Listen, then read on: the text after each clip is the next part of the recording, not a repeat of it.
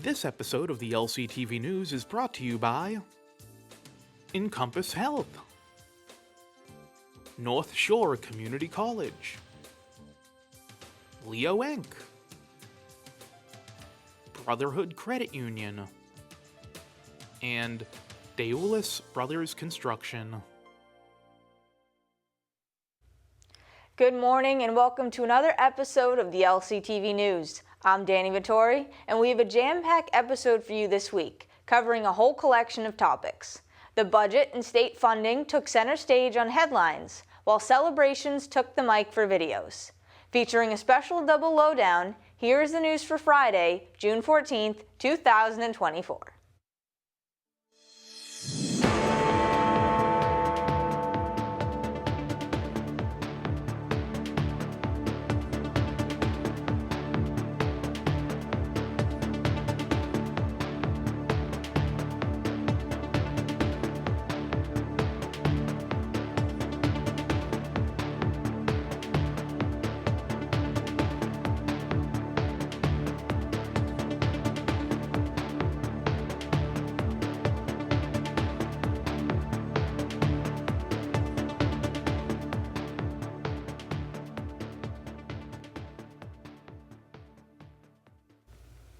At their meeting on the 11th, City Council approved the $517 million budget by a vote of 10-1.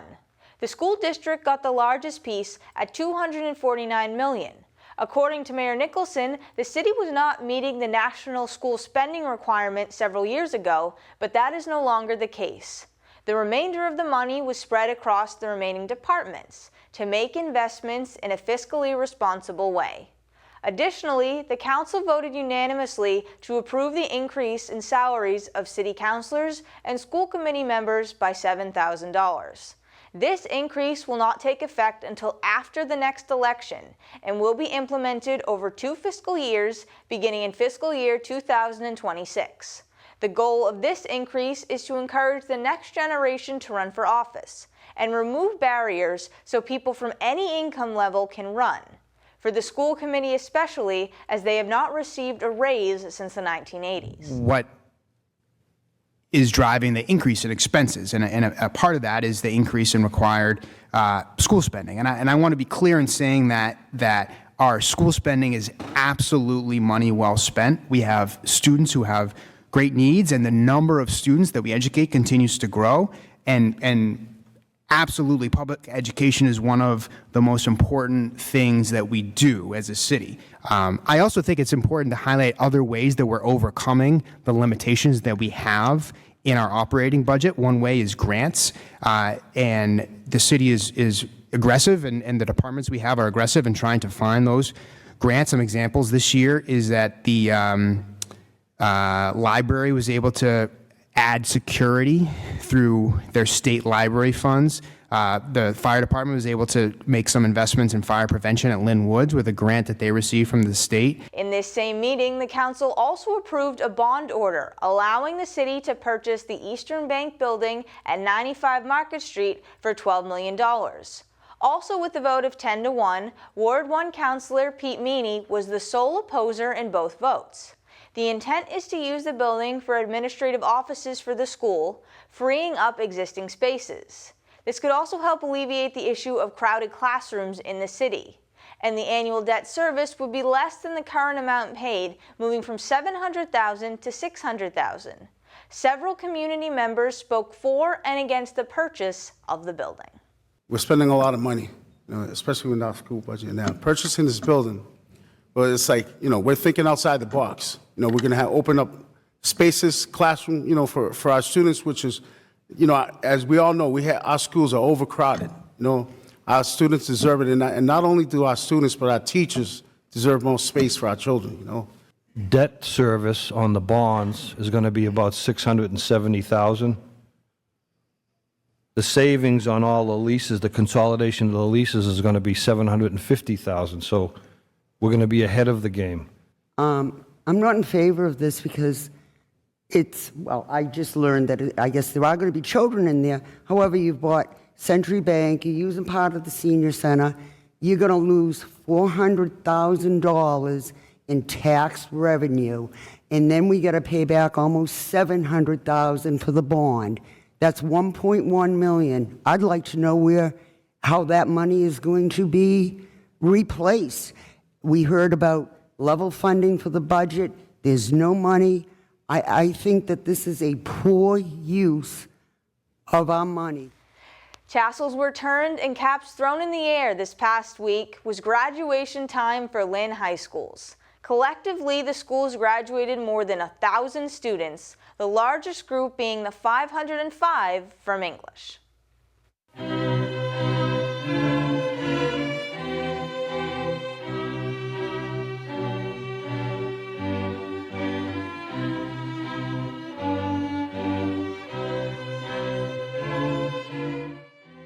This is a momentous occasion, and it gives me immense pride to celebrate with you. I encourage you to embrace the possibility that lies ahead and forge on with confidence that you are brilliant, resilient, and brave. You can and will do anything you choose to do in this life. To the graduates, today is a testament to your resilience and determination. Over the past few years, you have faced unprecedented challenges and navigated them with grace and fortitude. You have adapted to new ways of learning, engaged in creative problem solving, and demonstrated a level of maturity and responsibility that has impressed us all. Tomorrow we will begin the next beautiful step into the rest of our lives. As Lynn Tech graduates, we are prepared and we are ready, and we are excited to embrace that fear, harness that opportunity, and build a life filled with hope and potential. We are unwavering symbols of our Boulder mascot champ. Courage, honor, achievement, motivation, and pride. Your determination, flexibility, and creativity will allow you to go into the world with the skills and knowledge you need to find success in the 21st century. Be who you want to be. Challenge the idea of what success really means. Stay true to yourself, regardless of what anyone else wants you to be. What's most important is to do what you love. Now, whenever doubt shot in my head, I just remember that little 9-year-old kid. He taught me that we're only bound by the limits we place upon ourselves. As long as we believe we can do it and put in the work, nothing is impossible. Each of us is equipped with unique experiences, perspectives, and strengths. It is this diversity that enriches us and makes us powerful. After all, the qualities you each possess are what make you individuals. That uniqueness is what will or will not set you apart in this world. Remember, you will never stand out by trying to fit in. When you try new things, you're going to make some mistakes, and that's okay. We all make mistakes. Just don't let them define you. After you've learned from your mistake, put it behind you and move on. Don't ruin a good today by obsessing about a bad yesterday. Remember that we will always be students, and there is always learning to be had. Romanticize learning, because it's not all about the books.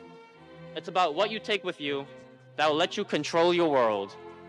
If you believe in you, know that your success is not predicated or determined by what others think about you, or what others were or were not able to do before you. You alone can break through barriers, set records, defy odds, and even change the world, just as long as you believe you can. Learn through your experiences. Share those experiences. Rely on each other. For you guys are the future, and the future is now.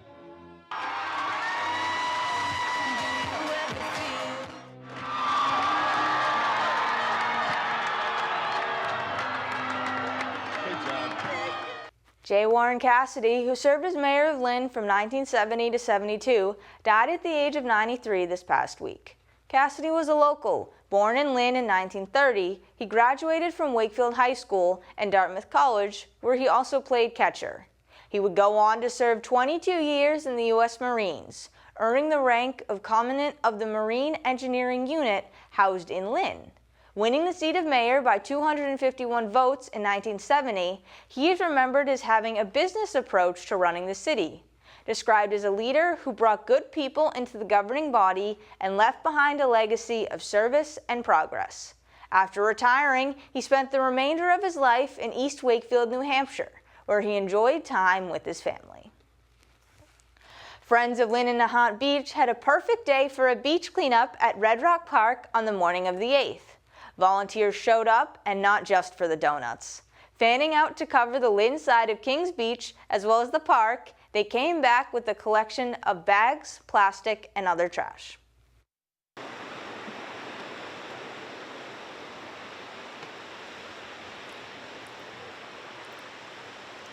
Members of the community got a perfect day for a beach cleanup the morning of the 8th. Co-sponsored by the Friends of Lynn and Nahant Beach, DCR, and Pickup Massachusetts, roughly a dozen volunteers scoured Kings Beach and Red Rock Park picking up trash. Trash in the ocean affects hundreds of sea creatures, as they can mistake it for food and ingest harmful substances. It can also interfere with the sea's ability to absorb carbon dioxide. Volunteers picked up a wide variety of waste, predominantly plastic bottles, bottle caps, and cigarette butts.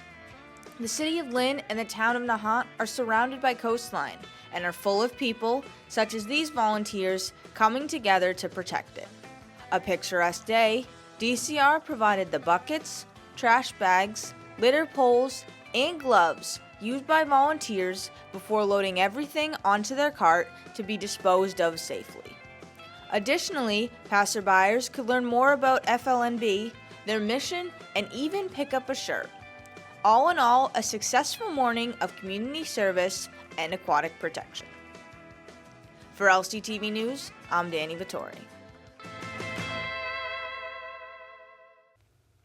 Councillor Matul also hosted the first annual Cook Street Park Community Fiesta later on the 8th. Several organizations have put a great deal of work into cleaning up the park, adding a community garden, and making the area safer for children. This was a day to celebrate all the effort and further engage the community in elevating the assets in their neighborhood.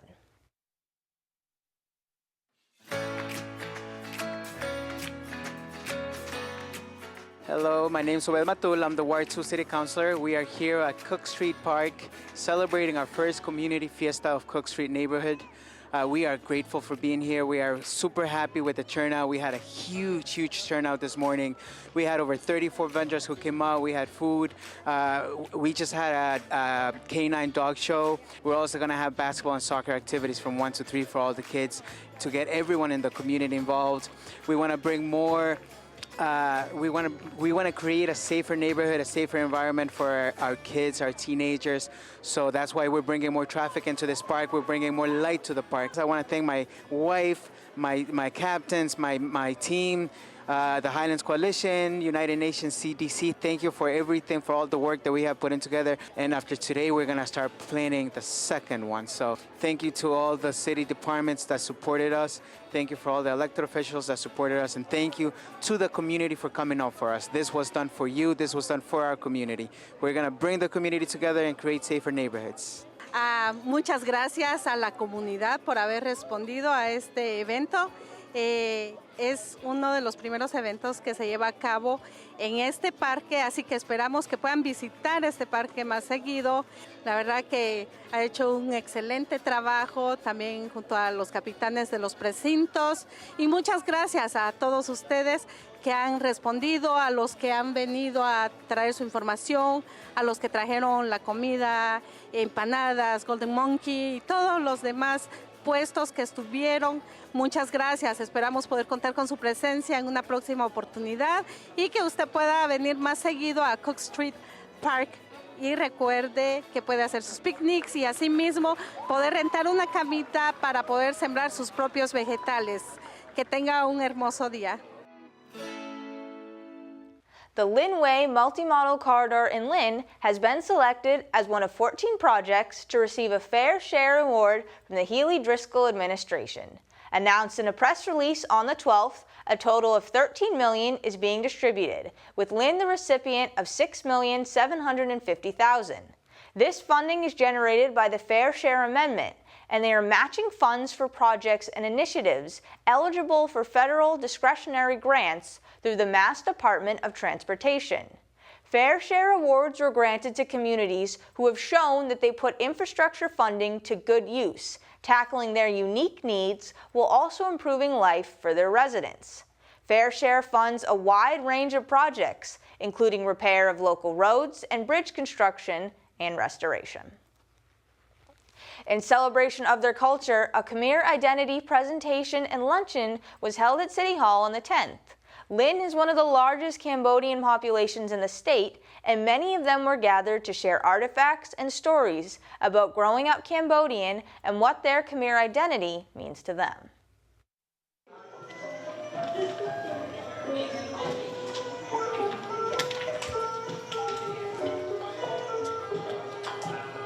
On June 10th, the City of Lynn, in collaboration with the Public Arts Commission, put on a Khmer identity presentation and luncheon. So we're going to start with a blessing dance, and then we'll move on to presentations of artifacts. So when I was younger, I didn't think too much about my own Khmer identity, but as I've gotten older and I'm trying to understand myself as first generation and what it means to me, it's become an important part of who I am. Held in observance of Asian American and Native Hawaiian Pacific Islander Heritage Month in May, this event honored the Cambodian community in Lynn through presentations centered on their Khmer identity. Golden Monkey Cafe provided food for the event, while Caprona Center and Cambo Culture Crew put on performances. This outfit is a wedding dress. I did the embroidery myself. So my mom bought me this when I was young because I was struggling a lot with my identity being mixed Cambodian.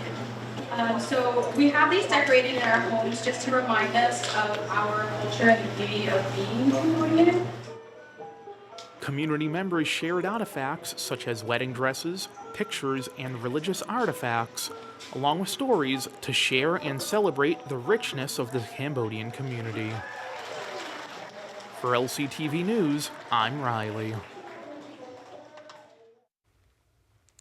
The Planning Department for the City of Lynn is hosting 2 events aimed at soliciting feedback for draft recommendations for a comprehensive parking strategy for downtown. This process began in November of last year and will be finalized by this summer. The next gathering will be a daytime pop-up at the Damascus YMCA from 11 a.m. to 1 p.m. on the 18th. Participants can view project information, an analysis of existing conditions, as well as the draft recommendations. Residents are encouraged to share questions and feedback with the project team, ensuring that draft recommendations best support both current conditions and potential future needs. These sessions are designed to be interactive. There will be a short presentation to kick off the meeting, with the rest of the time designated for review and public input. Materials will be provided in both English and Spanish, and live interpretation in Spanish will also be available. The Juneteenth flag was raised over City Hall in recognition of the Juneteenth holiday, which occurs on the 22nd of June every year. Commemorating the time when Texas slaves found out they were free 2 years after the Emancipation Proclamation, the event this year featured spoken word and song performances. Let it resound loud as the rolling sea. Today, as we gather to honor and reflect upon the historic significance of Juneteenth, we do so with a deep recognition of both the progress we have made and the challenges that precedes in our journey towards racial equality. For lack of unity, for lack of love, honor, respect, transparency, accountability, we need more density and resources. Developing expressions now, creating initiatives through your ability to be the change instead of waiting for it.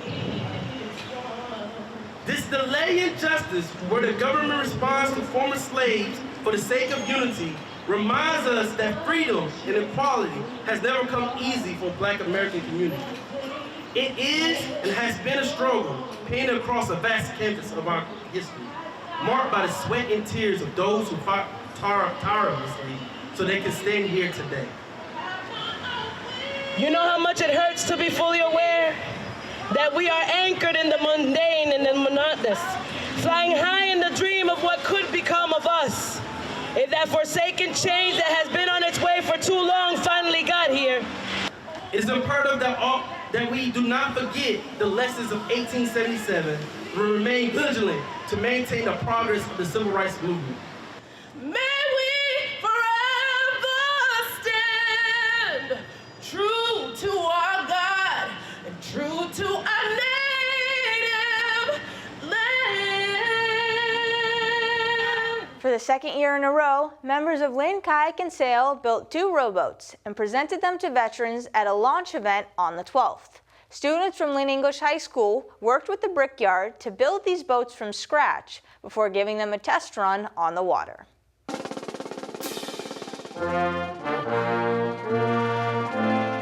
I would like to thank everybody for being here on such a fine day. I would like to thank the veterans especially for taking time out of their day to come and support us. We put a lot of hard work into these boats. We hope you enjoy them, and we hope that you have a fun ride in them. When I first got involved to come over and see Mr. Grealish, what he had done here, I was so taken by it, and to watch the dedication and the skill, and particularly the dedication, to watch what these young students did. They took such pride and ownership in this. It was incredible. What they're learning here is not just how to build a boat, but they're learning about teamwork. They're learning about how to keep traditions going like these, like bringing our community together and being leaders in our community. They're learning leadership skills, public speaking. What a proud moment for the city of Lynn to really embrace what makes this city so great. Our young people and the potential they have, the ambition they have. It stands as a powerful symbol of this community's respect and gratitude for our veterans, and I thank you. And to the students who built this boat, I want to extend a special thank you. I'm especially moved by you, your involvement in building the boat that was launched. Is not just a demonstration of your hard work and your dedication and your craftsmanship and your teamwork, but also a powerful gesture of respect and gratitude for veterans.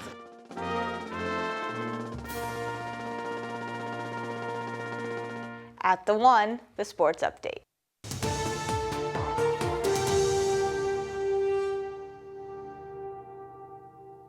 In softball, a pitcher's duel pitted 4th-ranked Norton versus 5th-ranked St. Mary's. Unfortunately for the Spartans, Norton scored the only run of the game on a passed ball to win 1-0.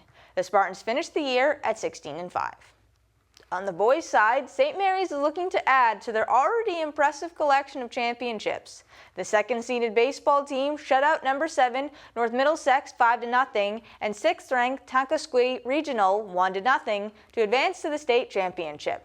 A big stage requires an even bigger performance, and the Donnie brothers were up to the task against Middlesex.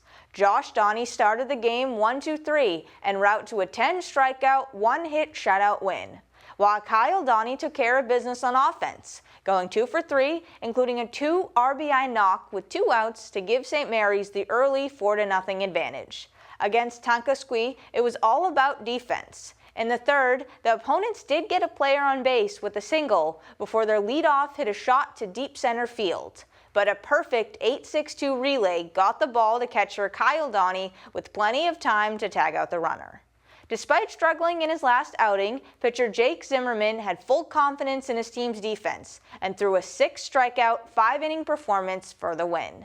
The one and only run of the game came in the bottom of the 5th when Shea Newell hit a single and was replaced by pinch runner Gabe Diaz. A throwing error on a pickoff attempt got Diaz all the way to 3rd. With no outs, Devin Duvall hit a fly ball deep enough into the outfield to score a diving Diaz. The Red Sox have broken the .500 mark at 35-34, winning their series with the red-hot Philadelphia Phillies. The Sox lost the first game 4-1, but found their offense, taking the next 2 8-6 on the 12th and 9-3 on the 13th. On the 12th, a 5-run 5th inning, including a 2 RBI single by Emmanuel Valdez, proved to be the difference. Every player in the lineup got at least 1 hit in the finale, totaling 14, including a 3-run Johnson by Tyler O'Neill in the 4th. The Celtics are up 3-0 in the finals and are just 1 win away from their 18th title. Game 2 was a much more competitive game than the first, sporting a 105-98 final. Boston was actually trailing for the better part of the first half, and their offense struggled from behind the line, only hitting 10 of their 39 attempted three-pointers. Neither team gained a double-digit lead till Boston broke free midway through the fourth quarter when they finally started hitting threes. The Dallas defense was all over Jason Tatum, triple-teaming him at times. But Tatum made that work to his advantage, dishing out 12 assists to his open teammates. The offense was led by Drew Holiday's double-double, with 26 points and 11 rebounds. As he has done all playoffs, Jaylen Brown had a driving layup to put the Celtics up 7 with less than a minute remaining to seal the game. With the 106-99 final, Game 3 in Dallas was much of the same, with the Mavericks holding the lead until the second period when Boston went up 35-34. However, the second half was all about runs. First up, the Celtics went on a 35-19 run in the third, but the Mavericks cut a 21-point deficit to 3 with a 24-7 run of their own. Tatum and Brown took the team on their shoulders, scoring a combined 61 points. Add that with Dallas star Luka Doncic fouling out with 4 minutes remaining in the fourth, and Boston did just enough for the victory. Tonight, they will go for the sweep. In a special edition of the Lynn Lowdown, we have 2 mini interviews about the Juneteenth celebration on the 22nd, followed by information on the Frederick Douglass speech reading on July 3rd. Nicole McLean and Wendy Joseph from NSJA came on to discuss the historical significance of both events, mixed with the family-friendly activities being provided.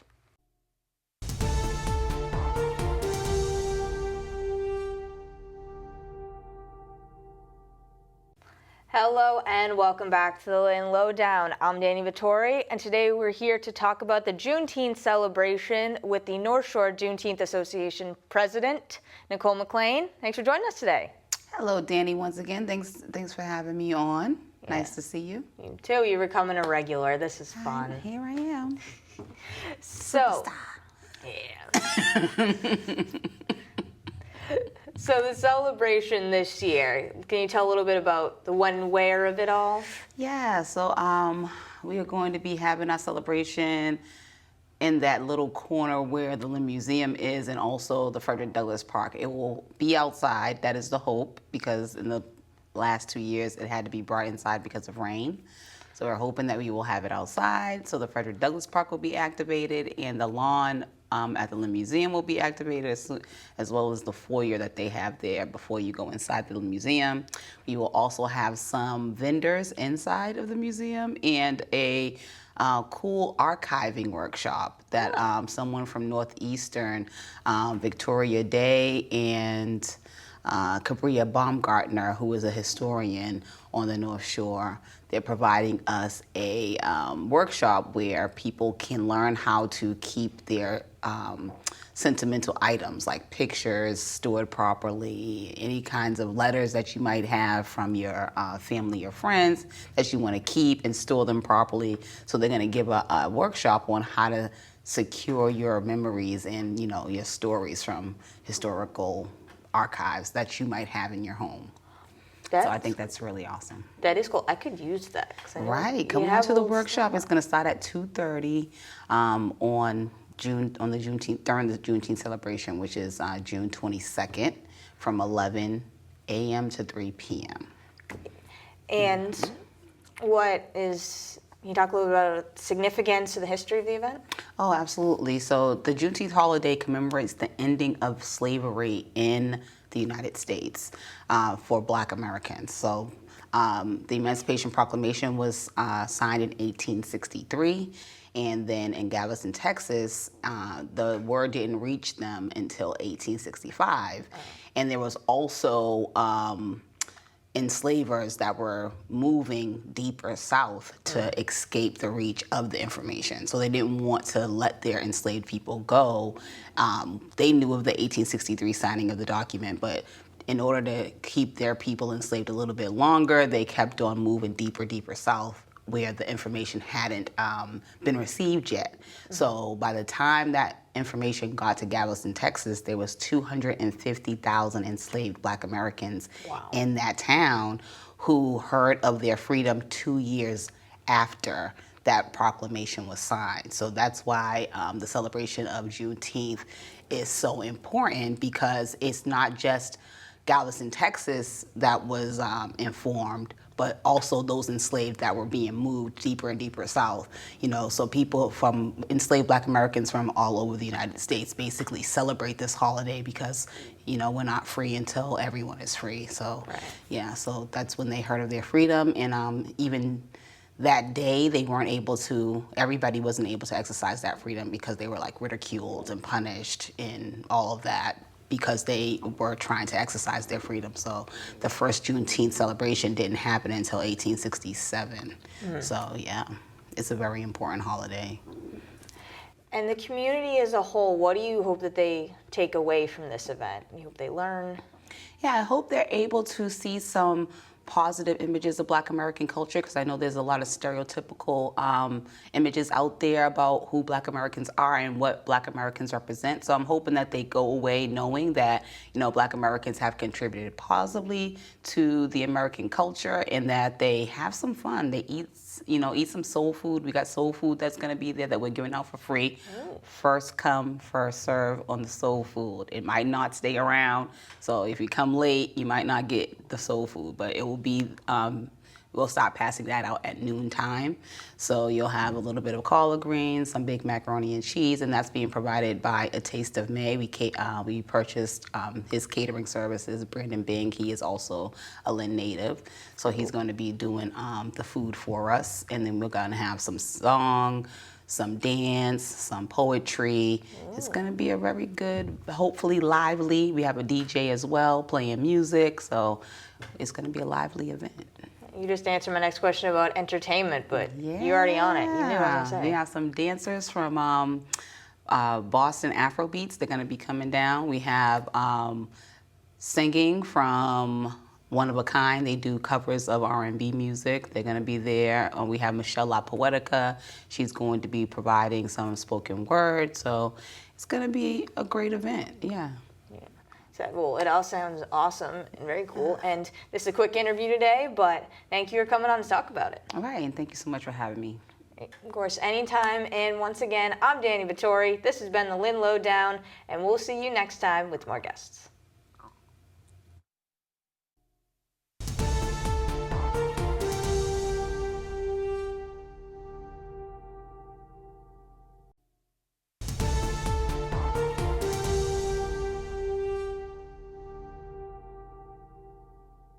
Welcome back to the Lowdown in the special edition where we talk about a second event happening in July, the Frederick Douglass reading at Frederick Douglass Park. We are now joined by Wendy Joseph in addition to Nicole. Thanks for coming back on. Thank you. Nice to see you again, Danny. You as well. You're both becoming regulars. This is fun. So first of all, Wendy, you wanted to talk a little bit about the history of the event, its historical significance. Yes, the event, which was created by Mass Humanities about 10, 15 years ago, was tailor-made for nonprofits to be able to speak to the community. And this is actually, they picked this very particular speech by Frederick Douglass, of course, a son of Lynn, which was written in 1852. And he was saying in his speech, "What to the slave is the 4th of July." He was telling people that although the African Americans and the enslaved African Americans were still very patriotic and loved this country, he was pointing out that not so long ago, you all were fighting your enslavement from British taxes and from British rule. And he's calling out the hypocrisy about the American political system. To say, I don't think I've ever heard the full speech, so I'm very interested in this. How does it work? Does one person do the speech? Do you have multiple speakers? We have the speech that is in a 45-minute version, and it's parsed out into paragraphs. So everyone can come up and read a paragraph. They can also come back and read as many paragraphs as they like. We've decided to set it up so that there's 2 mics up on stage so that the speakers for the next paragraph can be right up there. So we're moving right along, and it also helps you in that continuity of going from one to the next, you can really get the words of Frederick Douglass and exactly understand his argument. And I mentioned a little bit about where it was, but can you talk about the timing and when it is? So it is on July 3rd, begins at 11 a.m. at the combination Frederick Douglass Park and Lynn Museum. As we know, for the past couple of years, both the Juneteenth celebration and the Frederick Douglass celebration had been rained out. Thankfully, we did have Lynn Museum to cover us, but we have high hopes for the weather this time. Yes, hopefully the weather holds out. And Nicole, you're speaking a bit about the entertainment piece there as well. So we do have some Afrobeats, again, from Boston Afrobeats. They'll be coming with, I believe, 2 dancers and doing some dancing. And then we have Janie David, who's going to be providing us with a performance of the Black National Anthem. And we have also One of a Kind, who's going to be doing a couple of songs from their catalog as well. And we have DJ Cosmic D on the turntables providing us with some sound. So we also have some face painting going on. So it's going to be another family-friendly, lively event. We also have food that we will be giving out for free as well. So definitely come down and enjoy yourself. This event as well seems like a good mix of fun, but also really learning about history that people may not be as familiar with. The history of the positive aspects of African American culture, and people who have never heard this reading before, sometimes they think that they are going to be a little bit off-put by that early 19th century style of speaking. But I have seen people who are just chatting away during the whole reading, and then all of a sudden they're standing with their mouths open and kind of walking towards the stage and saying, I'm going to go and speak a paragraph. And whenever you speak of those words of Frederick Douglass, you hear them coming out of your own mouth, you are absolutely 10% smarter than when you first walked up on that stage. It's a wonderful feeling.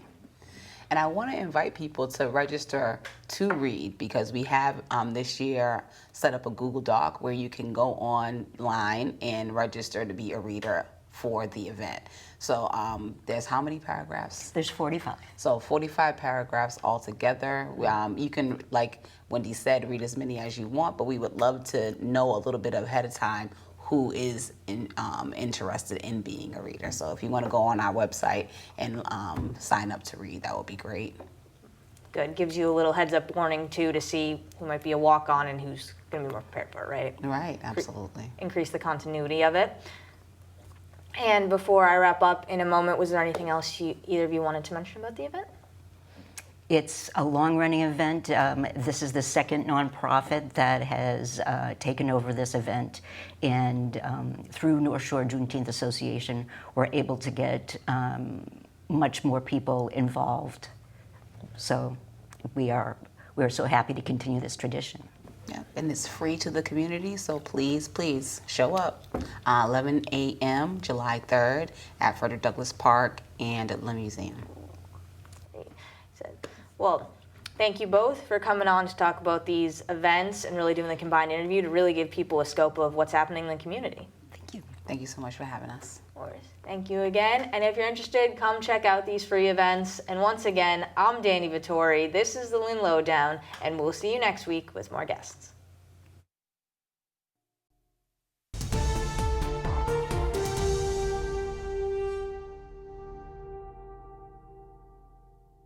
Up next, the community calendar.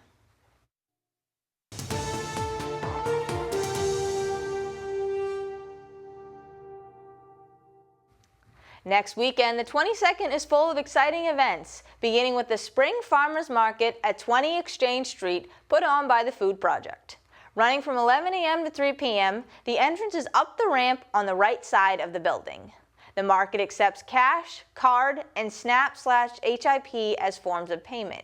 Go for a chance to get fresh produce sourced by local vendors. Continue the adventure by visiting Red Rock Park for the 2024 Lynn Music Festival.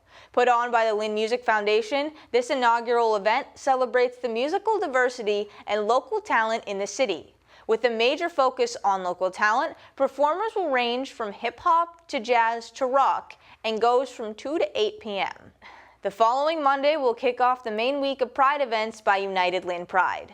First up will be a rainbow tower lighting at High Rock Tower. From 8 to 10 p.m., residents can see the colorful illumination of a local landmark, accompanied by music and live performances to celebrate the local LGBTQ+ community. That is the end of the 9th for the news this week. As always, stay up to date on what is happening at LCTV and around the city by following us on social media at Lynn Community Television. And visit our website, lyntv.org, to watch our channel, see our full community calendar, and read press releases. If you only want video content from staff to members, head to Lynn Community Television on YouTube. I'm Danny Vittori, this is LCTV News, and we will see you next week. This episode of the LCTV News is brought to you by Encompass Health, North Shore Community College, Leo Inc., Brotherhood Credit Union, and Deulis Brothers Construction.